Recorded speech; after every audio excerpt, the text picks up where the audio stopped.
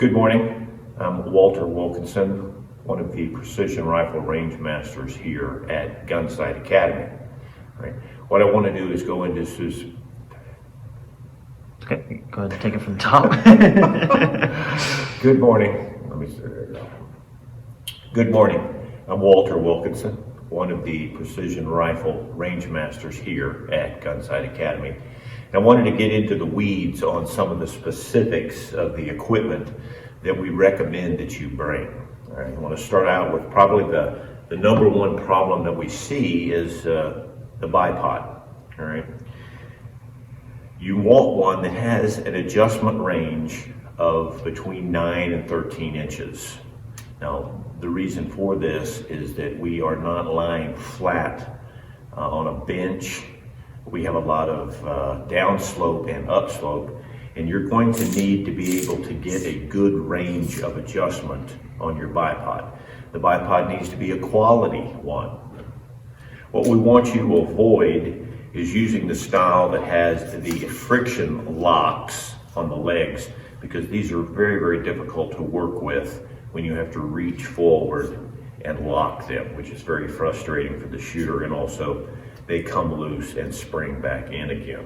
All right. The feet on your bipod need to be designed for sand and dirt, not concrete benches. All right.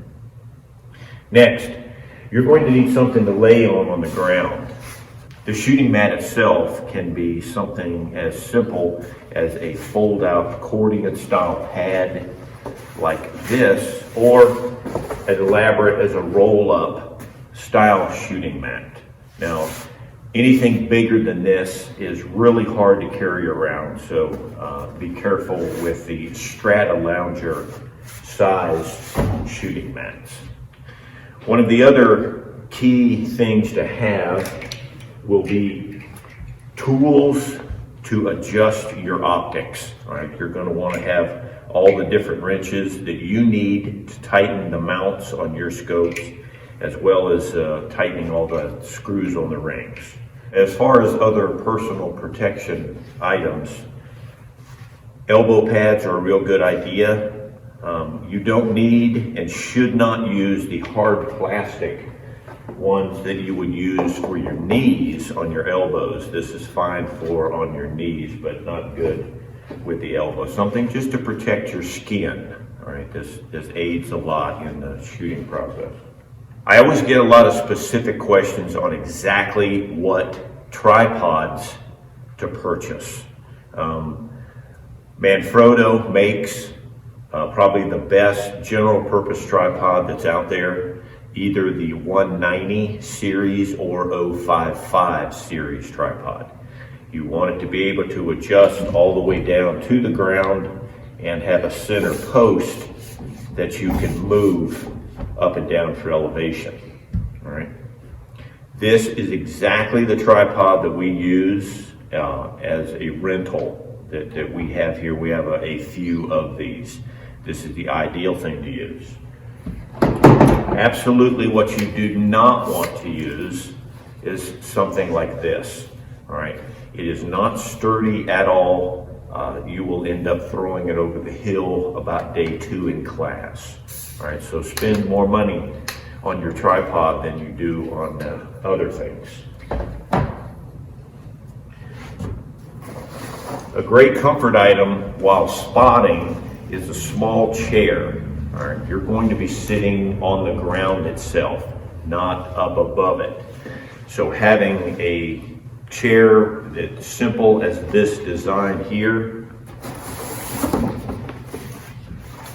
works really nice and saves your back when you're sitting there for an hour spotting, and yet it's light enough to carry and strap onto your rucksack without any kind of an issue. Larger chairs are not going to be very practical for this, as carrying this up and down the hill is not going to work very well. Caliber selection. All right.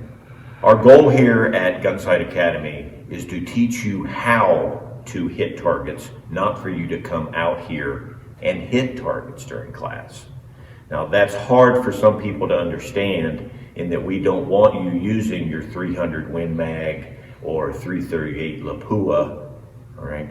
Because these larger super calibers cover up your mistakes.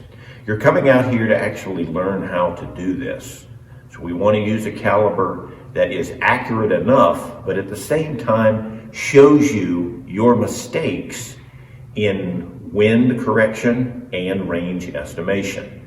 Now, these calibers include, all right, 308 Winchester, of course, is the most highly recommended caliber that we would like to see you use, and 6.5 Creedmoor, all right, and then other 308 based cartridges, all right, but those should be the two that you really look at for using. That's a basic overview of the equipment that you need to bring and the things that you need to avoid bringing to class. If you have any specific questions, please contact us here and we will be more than happy to steer you in the right direction with specific brands or ideas on other things. Thanks. Look forward to seeing you out here at one of our PR7 classes.